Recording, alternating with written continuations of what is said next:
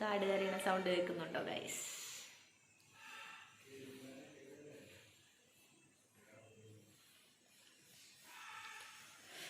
അപ്പോൾ hello friends, അപ്പോൾ welcome back to my YouTube channel Nami's vlogs. അപ്പോൾ എല്ലാവരും സുഖമായിരിക്കുന്നു വിശ്വസിക്കുന്നു. ഞാൻ ഹാപ്പി ആയിട്ടിരിക്കുന്നു. അപ്പം ഇന്നത്തെ വീഡിയോ നിങ്ങൾക്ക് തമ്മിൽ കണ്ട പേര് മനസ്സിലായിട്ടുണ്ടാവും. എൻ്റെ ഫസ്റ്റ് പീരിയഡ് എക്സ്പീരിയൻസ് ആണ് ഞാൻ ഷെയർ ചെയ്യാൻ പോകുന്നത്. ഞാൻ അങ്ങനെ ഒരു വീഡിയോ ചെയ്യണമെന്ന് വിചാരിച്ചതല്ല, പക്ഷേ എനിക്കിങ്ങനെ ഒരു കമൻറ്റ് വന്നായിരുന്നു. ഒരു കുട്ടി കമൻറ്റ് ഇട്ടായിരുന്നു, ചേച്ചിയുടെ ഫസ്റ്റ് പീരിയഡ് എക്സ്പീരിയൻസ് ഒന്ന് ഷെയർ ചെയ്യാമോ എന്ന് ചോദിച്ചിട്ട്. പിന്നെ അപ്പം ഞാൻ ചെയ്യാമെന്ന് വിചാരിച്ചു. ഞാൻ പറഞ്ഞല്ലോ, നമ്മളൊരു കമൻ്റ് ആയാൽ പോലും അവോയ്ഡ് ചെയ്ത് വിടരുത്. പിന്നെ നല്ലൊരു കണ്ടൻറ്റാണ്. കാരണം എന്താണെന്ന് വെച്ചാൽ ഒരുവിധം ഒട്ടുമിക്ക ഗേൾസും ഒക്കെ അറിഞ്ഞിരിക്കേണ്ട ഒരു കാര്യമാണ്. കാരണം എന്നെപ്പോലെ ആരും പേടിച്ചു പോകരുത്, പേടിത്തൂറികളായി പോകരുത്. കാരണം ഞാൻ അറിയാത്തത് കൊണ്ട് കുറേ പേടിച്ചിരുന്നു. പക്ഷെ ഇപ്പം കുറേ ജനറേഷനിൽ മാറ്റം വന്നതിനനുസരിച്ച് കുറേ മാറ്റങ്ങൾ വന്നിട്ടുണ്ട്. എന്താ പേടിയും കാര്യം ഇതിനെക്കുറിച്ച് കുറേ അവയർനെസ്സും കാര്യങ്ങളൊക്കെ കിട്ടി തുടങ്ങി. എന്നാലും ഒട്ടും ഇതിനെക്കുറിച്ച് അറിയാത്ത ഗേൾസൊക്കെ ഉണ്ട് കേട്ടോ. അപ്പോൾ എല്ലാവർക്കും കൂടി ഞാനൊന്ന് തുടങ്ങാണ്. അപ്പോൾ വീഡിയോയിൽ പോകുന്നതിന് മുന്നേ ചാനൽ ആദ്യമായിട്ടാണ് ആരെങ്കിലും കാണുന്നുണ്ടെങ്കിൽ മറക്കാതെ സബ്സ്ക്രൈബ് ചെയ്യാം കേട്ടോ. അപ്പോൾ തുടങ്ങാം. അപ്പം നമുക്ക് വീഡിയോയിലോട്ട് പോകാം. അപ്പം ഫസ്റ്റ് നിങ്ങൾ വിചാരിക്കുന്നുണ്ടാവും ഞാൻ എന്താ ഇങ്ങനെ ഫോൺ പിടിച്ച് വീഡിയോ ചെയ്യണേന്ന്.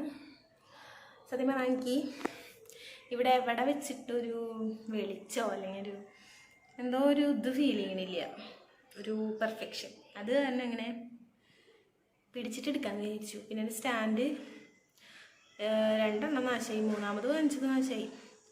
3 വാങ്ങിച്ചിട്ട് ടോട്ടലെന്ന് തോന്നുന്നു മൊത്തത്തിൽ യൂട്യൂബ് ചാനൽ തുടങ്ങിയ ശേഷം.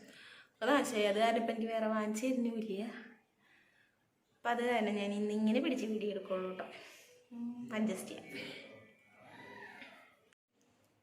അപ്പോൾ ഞാൻ 3ാം ക്ലാസ്സിൽ പഠിക്കുമ്പോഴാണ് ഫസ്റ്റ് വലിയ കുട്ടിയായെന്ന് വിചാരിച്ച.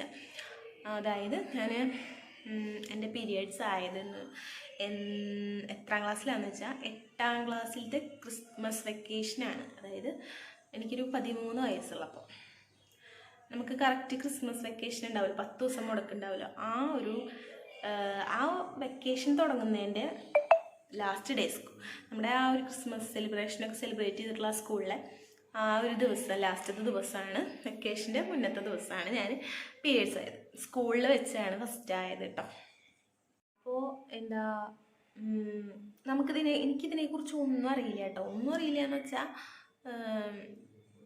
എന്താണ് ഇതിൻ്റെ പ്രോസസ്സ്, ഇതെങ്ങനെയാണ്, ഇത് വന്നാൽ എന്താ ഉണ്ടാവുക, നമുക്ക് ഫിസിക്കലി മെൻ്റലി എന്താ ഉണ്ടാവുക, അതൊന്നും എനിക്കറിയില്ലായിരുന്നു. എൻ്റെ അമ്മ സത്യത്തിൽ എനിക്കൊന്നും പറഞ്ഞു തന്നിട്ടും ഉണ്ടായിരുന്നില്ല. ഞാൻ കണ്ടിട്ടുണ്ട് എൻ്റെ അമ്മ പാഡൊക്കെ യൂസ് ചെയ്യുന്നത്. പക്ഷെ ഞാൻ ചോദിക്കുമ്പോൾ എൻ്റെ അമ്മ പറയും അത് യൂറിൻ പാസ് ചെയ്യാനൊക്കെ ബുദ്ധിമുട്ട് വരുമ്പോൾ പുറത്തൊക്കെ പോകുമ്പോൾ അമ്മ വയ്ക്കുന്നതാണ്. അങ്ങനത്തെ ഒരു ഇതിലാണ് പറഞ്ഞു തരാറുള്ളൂ. കറക്റ്റായിട്ട് എനിക്ക് പറഞ്ഞു തന്നിട്ടുണ്ടായിരുന്നില്ല. അതുകൊണ്ട് എനിക്ക് കറക്റ്റായിട്ട് ഇതിനെക്കുറിച്ച് അറിയുന്നത് ഗേൾസ് ഓൺലിയിലാണ് പഠിച്ചത്, ഒരു 6th to 10th വരെ. പക്ഷേ അപ്പോഴും അവിടെ വെച്ചും എനിക്കിതിനെക്കുറിച്ചൊരു അവയർനെസ് കിട്ടിയിട്ടുണ്ടായില്ല. സോ അത് ആ ഒരു ടൈമിൽ അങ്ങനെയായിരുന്നു. ഇപ്പോൾ കാലം മാറി, ഇപ്പോൾ കുറച്ചും കൂടെ അപ്ഡേറ്റഡ് ആയിട്ടുണ്ട് എല്ലാവരും. ഇപ്പോൾ നമ്മളായാലും എനിക്കൊരു പെൺകുട്ടിയാണ്, അവളൊരു വിധം വലുതായി കഴിഞ്ഞാൽ ഞാനിത് എന്താണെന്ന് പറഞ്ഞു കൊടുക്കും. കാരണം ഇത് ആവുമ്പോൾ അവളൊരിക്കലും ടെൻസ്ഡ് ആവാനോ പേടിക്കാനോ ഒന്നും പാടില്ല. ഇത് നോർമലായിട്ട് തന്നെ എടുക്കേണ്ട ഒരു കാര്യമാണ്, അവൾ അറിഞ്ഞിരിക്കണം. സോ ഞാൻ പറഞ്ഞു കൊടുക്കും. അപ്പോൾ എൻ്റെ ഒരു കാര്യത്തിൽ ഇങ്ങനെയായിരുന്നു. അതുകൊണ്ട് എനിക്ക് അറിയുന്നുണ്ടായിരുന്നില്ല. അങ്ങനെ ഞാൻ എന്ന് പറഞ്ഞാൽ ഒരു എന്താ പറയുക, ഭയങ്കര വെകിളി എന്നൊക്കെ പറയില്ല, ഭയങ്കര കുറുമ്പത്തിയായിരുന്നു. ഇത് നേരെ ഇങ്ങനെ കളിച്ചും ചിരിച്ചും കുറുമ്പ് കാട്ടിയൊക്കെ നടക്കുള്ളൂ. ഭയങ്കര സാമർത്ഥ്യമായിരുന്നു എനിക്ക്. അപ്പോൾ എന്താ പറയുക, ഇങ്ങനെ ഇത് നേരം കളിച്ചുകൊണ്ടിരിക്കുള്ളൂ. ഇത് നേരം കളി ഇങ്ങനെ വയ്യാണ്ടായാൽ പോലും, എത്ര തലവേദന വന്നാൽ പോലും അല്ലെങ്കിൽ എന്ത് ക്ഷീണം വന്നാൽ പോലും എനിക്ക് കെടുക്കില്ല. സ്കൂളിൽ കെടുക്കുന്ന ഒരാളല്ല, അങ്ങനെ കെടുക്കില്ല. ഞാൻ എന്ത് വയ്യായി വന്നാലും കെടുക്കില്ല. അങ്ങനെ വയ്യോ ടീച്ചർ എനിക്ക് തലവേദന എടുക്കണോ അല്ലെങ്കിൽ എനിക്ക് വയറുവേദന എടുക്കണോ, കെടുക്കട്ടെ അങ്ങനെ ചോദിക്കേണ്ട കൂട്ടത്തിലായിരുന്നില്ല. ഇത് നേരെ ആക്റ്റീവാണ്, ഞാൻ അങ്ങനെ കെടുക്കില്ല. അങ്ങനത്തെ ഒരാളായിരുന്നു ഞാൻ. അങ്ങനെ ഞാനൊരു ദിവസം അന്ന് എന്താ പറയുക PT പീരീഡും കൂടി ഉള്ള ഒരു ദിവസമായിരുന്നു കേട്ടോ. അപ്പോൾ PT പീരീഡ് ആയിരുന്നു. അപ്പോൾ ഞാൻ അന്ന് എന്താ പറയുക ഭയങ്കരമായിട്ട് തുള്ളിച്ചാടലും കളിയൊക്കെ ഉണ്ടായിരുന്നു. അപ്പോൾ എന്താ പറയുക, അന്ന് എത്രാമത്തെ ഇങ്ങടെ പീരീഡ്, ലാസ്റ്റ് പീരീഡ് ഒന്നും ആയിരുന്നില്ല, ലാസ്റ്റ് പീരീഡിൻ്റെ മുന്നത്തെ പീരീഡ് അങ്ങടായിരുന്നു തോന്നുന്നു PT. അപ്പോൾ ആ ടൈമിൽ അപ്പം അന്ന് ഞാൻ എന്താ പറയുക, ഭയങ്കരമായിട്ട് എനിക്കൊരു തളർച്ചയൊക്കെ പോലെ തോന്നുന്നുണ്ടായിരുന്നു കേട്ടോ.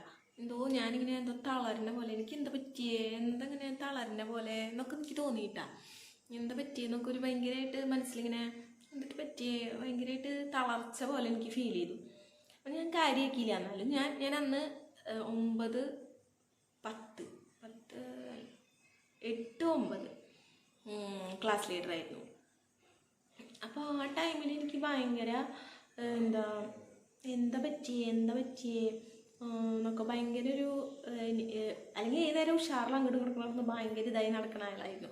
അന്നത്തെ ദിവസം എനിക്ക് ഒരു സുഖം ഉണ്ടായിരുന്നില്ല. എനിക്ക് എന്തോ കാലൊക്കെ കഴക്കുക, അങ്ങനെ തണ്ടലിക്കൊക്കെ ഒരു ചെറിയ വേദന വരുന്ന പോലെ, തല ഇറങ്ങണ പോലെ, എന്തൊക്കെയോ വല്ലാത്തൊരു അസ്വസ്ഥത തോന്നി. അപ്പം ഞാൻ പനി വരാനാണോ പനിക്കാനാണോ ഇനി എന്താന്ന് അറിയില്ലല്ലോ, നമ്മൾ വന്ന് ചെറുതല്ലേ. അപ്പം ഞാനപ്പോൾ വിചാരിച്ചു നമുക്ക് എടുക്കാം, ടീച്ചറോട് ചോദിച്ചിട്ട്. അങ്ങനെ എടുക്കാത്ത ആളാണ്, പക്ഷെ ഞാൻ അങ്ങനെ ചോദിച്ചു. എൻ്റെ കൂട്ടുകാരി പറഞ്ഞു അവൾക്ക് വയ്യാന്ന് തോന്നുന്നുണ്ട് ടീച്ചറെ എന്ന് പറഞ്ഞിട്ട് ഞാൻ ബാക്ക് ബെഞ്ചിൽ പോയിട്ട്, ലാസ്റ്റ് പീരീഡ് ആവാറായിട്ടുണ്ട്, അതിന് മുന്നത്തെ പീരീഡ് അങ്ങനെ PT. അപ്പോൾ കുറച്ച് തുള്ളി കളിച്ചപ്പോൾ ഇത് ഒന്നുകൂടെ ഇതായി സീനായി തോന്നുന്നുണ്ട്. എന്നിട്ട് ഞാൻ ബാക്ക് ബെഞ്ചിൽ പോയിട്ട് അവളുടെ നിമ്മി എന്ന് പറഞ്ഞിട്ടൊരു കുട്ടീനായിരുന്നു, അവളുടെ മടിയിൽ തല വെച്ചിരുന്നു. എൻ്റെ അവർക്ക് ഇതൊക്കെ ഓർമ്മയുണ്ടോയെന്ന് അറിയില്ല, എനിക്ക് നല്ല ഓർമ്മയാട്ടോ. എനിക്ക് എൻ്റെ ചെറുപ്പത്തിലെ കാര്യങ്ങളൊക്കെ ഭയങ്കര ഓർമ്മയാണ്. സുനിതാന്നോ എന്തായിരുന്നുള്ള പേര്, അവളുടെ കാലിൽ അല്ല അവളെ മടിയിൽ കാലും വെച്ച് അവിടെ കിടന്നു. ആ പീരീഡ് കഴിയണവരെ നല്ലോണം ഉറങ്ങിപ്പോയി. അത് കഴിഞ്ഞ് ഉറക്കത്തിൽ നിന്ന് എണീറ്റപ്പോൾ ടീച്ചർ ചോദിച്ചു എന്താ കുഴപ്പമില്ലേ, അങ്ങനെ എന്തൊക്കെയാണ് കുഴപ്പമൊന്നുമില്ലേ, മരുന്ന് വേണോ, അങ്ങനെയൊക്കെ ചോദിച്ചു. അതിന് മുമ്പ് വീട്ടിൽ പോകണമെന്നൊക്കെ ചോദിച്ചു. അപ്പോൾ ഞാൻ പറഞ്ഞു വേണ്ടാന്ന് പറഞ്ഞു. എന്നിട്ട് അങ്ങനെ കിടന്നുറങ്ങി എനിക്കിപ്പോൾ ഒരു ആശ്വാസം തോന്നി. അത് കഴിഞ്ഞ് ഞാൻ കഴിഞ്ഞപ്പോഴത്തേനും എനിക്കെന്തോ ഭയങ്കര അസ്വസ്ഥത എന്തോ. അപ്പോൾ ഞാൻ ബാത്റൂമിലേക്ക് പോകണോ വേണ്ടേ, ബാത്റൂമിലേക്ക് പോകണ്ട, എന്തായാലും വീട്ടിലേക്ക് പോകാം എന്നൊക്കെ വിചാരിച്ചിട്ട് സൈക്കിളിലാണ് ഞാൻ വരാറ്. ഞാൻ അതും കാര്യമാക്കാണ്ട് ആ സൈക്കിളും ചവിട്ടി എൻ്റെ വീടിൻ്റെ അടുത്തുള്ള കുട്ടീനപ്പം ഞാൻ അവളുടെ ഒപ്പം പോയി. കുറച്ച് നേരം നടന്നു, പിന്നെ കുറേ കഴിഞ്ഞപ്പോൾ ചവിട്ടി. അടുത്താണ്. അപ്പോൾ അവൾ ചോദിക്കുന്നുണ്ട് എന്താ നിനക്ക് പറ്റിയെന്നൊക്കെ ചോദിക്കുന്നത്. ഞാൻ ഓടിക്കാം, നീ സൈക്കിളോട് വെച്ചോ എന്നൊക്കെ പറയുന്നത്. ഞാൻ പറഞ്ഞു വേണ്ട. അങ്ങനെ പറഞ്ഞിട്ട് അതും വെച്ച് ഞാൻ വീട്ടിൽ പോയി കഴിഞ്ഞാൽ എനിക്കൊരു സ്വഭാവമുണ്ട്. ഞാൻ കണ്ണാടയുടെ മുമ്പിൽ ഇലവരുടെ മുന്നിൽ നിന്നിട്ട് ആ ഡ്രസ്സ് മാറും. അപ്പോൾ ഡ്രസ്സ് ഞാൻ ഹാഫ് ഷിമ്മി, വെള്ള ഷിമ്മിയാണല്ലോ നമ്മൾ ഉള്ളിലിട്ടിരിക്കുന്നത്. അപ്പം ഞാൻ ഡാൻസൊക്കെ കളിച്ച് ഇങ്ങനെ ഇളമാരിലൊക്കെ നോക്കിയിട്ട് ഡ്രസ്സ് മാറും. അങ്ങനെ ഡ്രസ്സ് മാറി ഷർട്ടൊക്കെ ഊരി, ഞങ്ങൾക്ക് അന്ന് ഷർട്ടും ഒരു നീല പാവാടയായിരുന്നു, ഫുൾ പാവാടയായിരുന്നു. അതൊക്കെ ഊരിയിട്ട് ഹാഫ് ഷിമ്മിയിട്ട് ഇങ്ങനെ ഇങ്ങനെ ഇളമാരുടെ മുമ്പിൽ കാണിച്ച് ഇങ്ങനെ തിരിഞ്ഞപ്പോൾ എന്തോ ഒരു സംഭവം കണ്ട പോലെ തോന്നി, എന്തൊരു കളർ കണ്ട പോലെ ഡ്രസ്സിൽ. അപ്പം ഞാൻ ഒന്നും കൂടി ഇങ്ങനെ തിരിഞ്ഞു നോക്കിയപ്പോൾ ഡ്രസ്സിൻ്റെ ബാക്കിൽ, ഹാഫ് ഷിമ്മിയുടെ ബാക്കിൽ മൊത്തം ഇങ്ങനെ ബ്ലഡ് ആയിട്ടുണ്ട്, റെഡ് കളർ. അപ്പോൾ ഞാൻ സത്യത്തിൽ പേടിച്ചു എന്ന് പറഞ്ഞാൽ ഓടി അമ്മേരെ അടുത്തേക്ക്, അമ്മേ എന്ന് പറഞ്ഞിട്ട് ഓടി. ടെൻഷൻ ഇങ്ങനെ നെഞ്ചിരിപ്പൊക്കെ കൂടി. അമ്മ എന്ന് പറഞ്ഞിട്ട് ഭയങ്കര ടെൻഷനായി. അമ്മേൻ്റെ ബാക്കിൽ എനിക്ക് എന്താ സുഖം എന്നൊക്കെ ചോദിച്ച് ജാതി സീനായിരുന്നു. അപ്പോൾ അമ്മ നോക്കിയിട്ട് പറഞ്ഞു ഉള്ളിലേക്ക് പോ, വീടിൻ്റെ ഉള്ളിൽ പോ, നീ ടെൻഷൻ ആവണ്ട, പേടിക്കണ്ട എന്ന് പറഞ്ഞിട്ട് അമ്മ എന്നെ കെട്ടിപ്പിടിച്ച് ഭയങ്കര കരച്ചിലായിരുന്നു. അപ്പോൾ എനിക്ക് ഈ ടെൻഷൻ കൂടി. എന്തിനാ അമ്മ കരയണേ, അമ്മ എന്തിനാ കരയണേ, എന്തിനാ അമ്മ കരയണേ, അമ്മ എന്തിനാ കരയണേ. അപ്പം എനിക്ക് ഇങ്ങനെയൊക്കെ തോന്നി, എനിക്ക് എന്തോ വലിയ എന്തെങ്കിലും അസുഖമാണ്, അതെന്താ സംഭവം, അമ്മ എന്തിനിങ്ങനെ കരയണേ എന്നൊക്കെ ചോദിച്ചിട്ട് ഭയങ്കര ടെൻഷനായി. പിന്നെ അമ്മ പറഞ്ഞു എന്നിട്ടാ നീ പേടിക്കണ്ട, നീ വലിയ കുട്ടിയേതാന്നൊക്കെ പറഞ്ഞ്. അപ്പോഴാണ് എനിക്കിത് പറഞ്ഞു തരണേ, അന്നത്തെ ദിവസമാണ് എനിക്കിത് പറഞ്ഞു തരുന്നത്. അപ്പോൾ അതാ പറഞ്ഞത്, നമ്മളിത് അറിഞ്ഞിരിക്കണം കേട്ടോ, അല്ലെങ്കിൽ ഭയങ്കര ടെൻഷനായിരിക്കും, നമ്മൾക്ക് എന്തോ ഷോക്കായ പോലെ ആയിരിക്കും. പക്ഷെ അന്ന് കുറച്ച് കഴിഞ്ഞപ്പോഴേക്കും അമ്മ എനിക്കിത് പറഞ്ഞ് മനസ്സിലാക്കി തന്നപ്പോൾ എനിക്ക് നോർമലായി, മനസ്സിലായി. പക്ഷേ എനിക്ക് അന്ന് വരെ നമുക്കിതിനെക്കുറിച്ച് അറിയില്ല, ഇതെന്താ ഉണ്ടാവുക, ഇത് വന്നാൽ എന്താ ഉണ്ടാവുക നമുക്ക് അറിയില്ലല്ലോ, ഫിസിക്കലി മെൻ്റലി ഒക്കെ എന്താ ഉണ്ടാവുകയെന്ന് അറിയില്ലല്ലോ. എൻ്റെ ഇടയിൽ കുറേ സൗണ്ടുകളൊക്കെ വരും, ആടിൻ്റെയും പൂച്ചയുടെയും പട്ടീൻ്റെയൊക്കെ സൗണ്ട് വരും, നിങ്ങളൊന്ന് അഡ്ജസ്റ്റ് ചെയ്യാം കേട്ടോ. പക്ഷെ എനിക്കുണ്ടായിരുന്ന വ്യത്യാസങ്ങൾ എന്താണെന്ന് വെച്ചാൽ, അതുവരെ ഉണ്ടാവാത്ത വ്യത്യാസങ്ങൾ എന്താണെന്ന് വെച്ചാൽ, എനിക്ക് എന്താ പറയുക, കൂടുതൽ എനിക്ക് മെൻ്റലി ഇതാവണേക്കാളും കൂടുതൽ എനിക്ക് ഫിസിക്കലി ആയിരുന്നു കേട്ടോ ബുദ്ധിമുട്ട്. കാരണം നമുക്ക് അന്നേ വരില്ലാത്ത പ്രശ്നങ്ങളൊക്കെ നമ്മുടെ ശരീരത്തിൽ വരും. എനിക്ക് അന്ന് രാത്രി ഫസ്റ്റ് ഡേ ആയ അന്ന് രാത്രി എനിക്ക് ഛർദി, വല്ലാത്ത ഛർദി, കാല് കഴയ്ക്കുക, തണ്ടൽ വേദന എന്ന് പറഞ്ഞാൽ സഹിക്കാൻ പറ്റില്ല കേട്ടോ. അമ്മാതിരി തണ്ടൽ വേദന, വയറിൻ്റെ അടിഭാഗം വേദന എടുക്കും. പിന്നെ എന്താ ഏത് നേരം കെടുക്കണം എന്ന് തോന്നും, ഫുഡ് കഴിക്കാൻ തോന്നുന്നുണ്ടായില്ല. അങ്ങനെയൊക്കെയായിരുന്നു ഫസ്റ്റ് ഡേ ബുദ്ധിമുട്ട്. ഞാൻ അമ്മയുടെ മടിയിൽ തന്നെയായിരുന്നു. പിന്നെ എനിക്ക് ഭയങ്കര അറപ്പും കാര്യങ്ങളൊക്കെ തോന്നി. ഈ പാഡ് ചേഞ്ച് ചെയ്യാൻ പോകാൻ മടി, ബാത്റൂമിൽ പോകാൻ മടി, യൂറിൻ പാസ് ചെയ്യാൻ പോകാൻ മടി, എല്ലാത്തിനും മടിയായിരുന്നു. പിന്നെ പോരാത്തതിന് ഇത് ഫസ്റ്റ് ടൈം ആയിട്ട് നമുക്കൊരു അറപ്പുണ്ടാവില്ല, അതുണ്ടായിരുന്നു. അതെനിക്ക് ഭയങ്കര കൂടുതലായിരുന്നു. അങ്ങനെ എന്താ ഭയങ്കര ഒരു മെൻ്റലി ഫിസിക്കലി ഒക്കെ ഒരു ജാതി അവസ്ഥയായിരുന്നു. എന്തായാലും പെൺകുട്ടികളുടെയൊക്കെ ഒരു അവസ്ഥ, എല്ലാ വേദനയും നമ്മൾ തന്നെ സഹിക്കണം. അങ്ങനെ അടുത്ത ജന്മെങ്കിലും ഒരാണായി ജനിച്ചാൽ മതിയായിരുന്നു. അപ്പോൾ എന്താണെന്ന് വെച്ചാൽ അത് ഫസ്റ്റ് ഡേ. പിന്നെ സെക്കൻഡ് ഡേ ആയപ്പം എന്താ അങ്ങനെയുള്ള വേദനകൾ കുറഞ്ഞെങ്കിൽ പോലും എന്നാലും ഉണ്ട്. പിന്നെ നമുക്ക് ശരീരത്തിൻ്റെ ഓരോ അവയവങ്ങളായിരുന്നു വേദന എടുത്ത് തുടങ്ങിയത്. എനിക്ക് ഞാൻ പറയുന്നില്ല, എനിക്കിങ്ങനെ എന്താ നമ്മുടെ ഓരോ ഹോർമോൺ വ്യത്യാസം കൊണ്ടായിരിക്കാം, ചിലപ്പോൾ ഹോർമോൺ ഇംബാലൻസ് ഒക്കെ സംഭവിക്കുന്നതുകൊണ്ടായിരിക്കാം ശരീരത്തിൻ്റെ ഓരോ അവയവങ്ങളൊക്കെ വലിച്ചു മുറുക്കി വേദന എടുക്കുന്ന പോലത്തെ ഫീലൊക്കെ ആയിരുന്നു. അങ്ങനെ നമുക്ക് എന്താ പറയുക, മൊത്തത്തിലൊരു മാറ്റം തന്നെ സംഭവിക്കും കേട്ടോ. വലിയ കുട്ടിയായി പ്രായപൂർത്തിയായി കഴിയുമ്പോൾ മൊത്തത്തിൽ നമുക്കൊരു മാറ്റം തന്നെയാണ് വരിക. പിന്നെ എനിക്ക് അതിൽ ഏറ്റവും ഇഷ്ടമാവാത്തൊരു കാര്യം 7 ദിവസം റൂമിൻ്റെ ഉള്ളിൽ കൂട്ടിയെടുക്കണം. അത് മഞ്ഞൾ തേക്കുക, പിന്നെ പച്ചമുട്ട കഴിക്കുക, ചൂടാക്കി കഴിക്കുക, എണ്ണ ഒഴിച്ച് കുടിക്കുക, ഈ വക സാധനങ്ങളൊന്നും എനിക്ക് ഇഷ്ടമായിരുന്നില്ല കേട്ടോ. അപ്പം അങ്ങനെ കുറച്ച് 7 ദിവസം കുറച്ച് സഹിച്ചു. പിന്നെ ഞാനായതുകൊണ്ട് കുറച്ച് വെകിലായതുകൊണ്ട് ഞാനിതൊന്നും സമ്മതിക്കാറൊന്നുമില്ല. ഞാനിങ്ങനെ എനിക്ക് ഭയങ്കര ദേഷ്യം കൂടുതലായി. നേരം ദേഷ്യമായിരുന്നു, അത് വേണ്ട ഇത് വേണ്ട എന്നൊക്കെ കൊണ്ട് ഭയങ്കര ദേഷ്യമായിരുന്നു. എന്നെ പിന്നെ കുളിപ്പിക്കുന്നതൊക്കെ എൻ്റെ അമ്മ തന്നെയായിരുന്നു. എനിക്ക് കുളിക്കാൻ മടിയായിരുന്നു. എനിക്കിങ്ങനെ എന്താ പറയുക, പാഡ് കത്തിക്കാനും കളയാനും ഒക്കെ മടിയായിരുന്നു. ഒക്കെ എൻ്റെ അമ്മയാട്ടോ ചെയ്തത്. സത്യം പറഞ്ഞാൽ അമ്മമാരാണ് മെയിൻ. പെൺകുട്ടികൾക്ക് മെയിനായിട്ട് അമ്മമാർ എന്താ പറയുക, അവർക്കേ പറ്റൂ. അപ്പോൾ എന്താ പറയുക, പാഡ് ചേഞ്ച് ചെയ്ത് തരിക, കഴുകി കളയാൻ, കുളിപ്പിക്കുക, അങ്ങനെയൊക്കെ ഭയങ്കര ഇതൊക്കെ അമ്മ തന്നെയാണ് ചെയ്തു തന്നിരുന്നത്. പിന്നെ കുറച്ച് അങ്ങനെ 2-3 മാസം പീരീഡ്സ് ആകുമ്പോഴൊക്കെ അമ്മ തന്നെയാണ് ചെയ്തിരുന്നത്. പിന്നെ എനിക്ക് മനസ്സിലായി തുടങ്ങി, ഇത് ഇനി അങ്ങോട്ട് നോർമലാണ്. പിന്നെ ഒരു 10ാം ക്ലാസ്സൊക്കെ ആയപ്പോൾ പിന്നെ ഇത്രയും വലുതായില്ലേ, ഇനിയിപ്പം എന്തിനാ അമ്മയെ കൊണ്ട് ചെയ്യിപ്പിക്കണേ.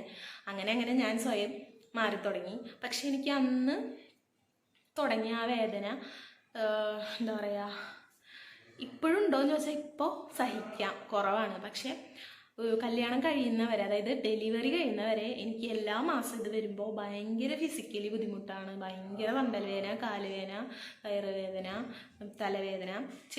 ചില ടൈമിൽ പീരീഡ്സ് ആകുമ്പോൾ എനിക്ക് വിശപ്പ് കൂടുതലായിരിക്കും, ചില ടൈമിൽ പീരീഡ്സ് ആകുമ്പോൾ എനിക്ക് വിശപ്പ് ഉണ്ടാവില്ല. ഇതൊക്കെ നമ്മുടെ ഹോർമോണൽ ചേഞ്ച് കാരണം വരുന്നതാണ്. അത് ഒക്കെ നോർമലാണ്. പലർക്കും പല രീതിയാണ്. പക്ഷേ എല്ലാവരും എന്നോട് പറയാറുണ്ട് ഡെലിവറി കഴിയുമ്പോൾ അത് മാറ്റം വരും. കാരണം തണ്ടൽ വേദന എന്ന് പറഞ്ഞാൽ പ്രസവവേദനയുടെ ഒരു പകുതി ഉണ്ടാവും. അങ്ങനെ ഞാൻ തണ്ടലൊക്കെ ചെന്ന് ചുമരുമ്പോൾ കയറി ഇടിക്കും. പിന്നെ എന്നെ ഉഴിഞ്ഞായിരുന്നു. എൻ്റെ അമ്മ ഉഴിഞ്ഞ് തന്നിട്ട് വേണം എനിക്ക് ഉറങ്ങാനൊക്കെ. പിന്നെ അതുപോലെ ജോലിക്ക് പോകുമ്പോൾ പഠിക്കാനൊക്കെ പോകുമ്പോൾ ഞാൻ ചില സമയങ്ങളിൽ പെയിൻ കില്ലർ കഴിക്കാറുണ്ട്. പിന്നെ എല്ലാവരും പറഞ്ഞു പെയിൻ കില്ലർ കഴിക്കരുത്, അത് ദോഷമാണെന്ന് പറഞ്ഞപ്പോൾ അത് നിർത്തി. അങ്ങനെ സഹിക്കാൻ പഠിച്ചു തുടങ്ങി വേദന. അങ്ങനെ സഹിച്ച് പിന്നെ അതെനിക്ക് പരിചയമായി. എല്ലാ മാസം വരുമ്പോൾ സഹിക്കന്നെ. അങ്ങനെ എന്താ പറയുക, ഡെലിവറി കഴിഞ്ഞപ്പോൾ ഇത് കുറേയെന്ന് എല്ലാവരും പറയാറുണ്ട്. പക്ഷേ എൻ്റെ കാര്യത്തിൽ കുറച്ചൊക്കെ അത് സത്യമാണ്. കാരണം വെച്ചാൽ ഡെലിവറി കഴിഞ്ഞപ്പോൾ ദൈവം സഹായിച്ച് എനിക്ക് ആ ഒരു പണ്ടത്തെ വേദനയില്ല, സഹിക്കാൻ പറ്റും. എന്നുവെച്ചാൽ സഹിച്ച് എടുക്കാൻ പറ്റും. വേദനയുണ്ട്, ഇല്ല എന്നല്ല, വേദനയുണ്ട്, തണ്ടൽ വേദന, കാലുകഴപ്പൊക്കെ ഉണ്ട്. പക്ഷെ നമുക്ക് സഹിക്കാൻ പറ്റും. അങ്ങനെയായിരുന്നു. അങ്ങനത്തെ കുറച്ച് കാര്യങ്ങളൊക്കെ ആയിരുന്നു. അങ്ങനെ ഇതൊക്കെയാണ് എൻ്റെ ഒരു പീരിയഡ് എക്സ്പീരിയൻസ് എന്ന് പറയുന്നത്. വലിയ ഇതൊന്നുമില്ല, ഇത്രയ്ക്കൊക്കെ തന്നെയുള്ളൂ. പിന്നെ പകുതി മുക്കാലൊക്കെ ഞാൻ ചുരുക്കിയേക്കാണ്, ഇങ്ങനെ ലാഗ് അടിപ്പിക്കണ്ടല്ലോ എന്ന് വെച്ചിട്ട്. അപ്പോൾ നിങ്ങൾ ഇത് ചോദിച്ച കാരണം ഞാനിത് ഷെയർ ചെയ്തതാണ്. അപ്പോൾ ഇത്രേ ഉള്ളൂ. അപ്പോൾ നിങ്ങളുടെയൊക്കെ എങ്ങനെയാണെന്ന് എനിക്കറിയില്ല. ഇങ്ങനെ വെച്ചാൽ കമൻറ്റ് ചെയ്യുക. എന്തെങ്കിലും ഡൗട്ടും കാര്യങ്ങളൊക്കെ ഉണ്ടെങ്കിൽ കമൻറ്റ് ചെയ്യുക. അപ്പോൾ എന്താ പറയുക, എല്ലാവർക്കും ഈ വീഡിയോ ഇഷ്ടമായെങ്കിൽ ലൈക്ക് ചെയ്യുക, ഷെയർ ചെയ്യുക, കമൻറ്റ് ചെയ്യുക, സബ്സ്ക്രൈബ് ചെയ്യുക കേട്ടോ, ചാനൽ മറക്കാതെ. അപ്പോൾ ഇതുപോലെ എന്തെങ്കിലും നിങ്ങൾക്ക് വേറെ ഇതുപോലത്തെ എന്തെങ്കിലും വീഡിയോസൊക്കെ ചെയ്യണമെങ്കിൽ നിങ്ങൾ കമൻറ്റ് ചെയ്താൽ മതി, ഞാൻ ചെയ്യാം. അപ്പോൾ അടുത്തൊരു വീഡിയോയിൽ കാണുന്നത് വരെ ബൈ.